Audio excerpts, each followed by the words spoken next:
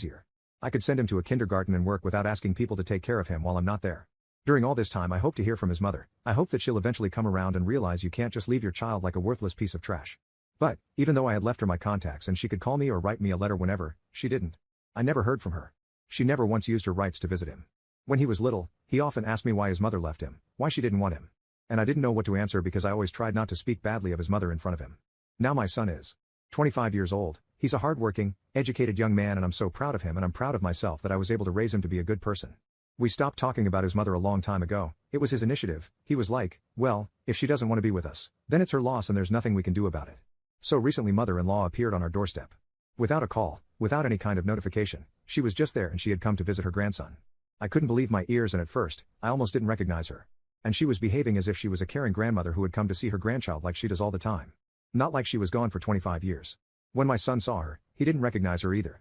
I have shown him pictures of his mother and his grandmother just in case they show up one day but I never really thought that they would.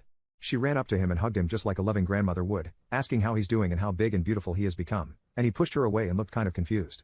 I told him that it's his grandmother who randomly showed up to visit him and he was like oh and walked away from her. Mother-in-law didn't take this reaction very well. She looked at me and was like what have you taught him if he doesn't even say hello to his grandmother? He's looking at me as if I'm a stranger. Haven't you told him about his mother and me or shown him our pictures? Well, technically you are a stranger, mother-in-law. He had never seen you in person, so why are you so surprised? You show up out of thin air after 25 years when he's all grown up and expect him to treat you with love. Isn't it kind of delusional? My son said, Dad did show me your picture, but I needed no picture, I needed you to be there for me. He was quite hateful with her, throwing question after question at her and mother-in-law's responses were so incredibly narrow-minded, it looked like she wasn't expecting him to ask any questions. He asked her where his mother was and mother-in-law was like oh, she's doing very well, she's living together with a great man and she has 2 nice kids. She has gotten over that misunderstanding about your birth. She was acting as if her daughter was the victim here. As if we were the ones who left her. He asked her why did his mother abandon him. Mother-in-law said well, she was such a young girl, it would be crazy for her to have a child at that age. She had her whole life ahead of her and a baby would only be an obstacle. You must understand it, she didn't want to lose her freedom. Honestly, her daughter was older than me when our son was born, she was 24. I don't think it's too early to have a child, it's not like she was 14 or something.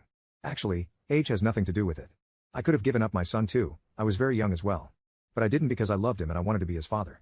At this point I wanted to show mother-in-law the door, obviously, she wasn't welcome in our house, but my son stopped me, he had one more question.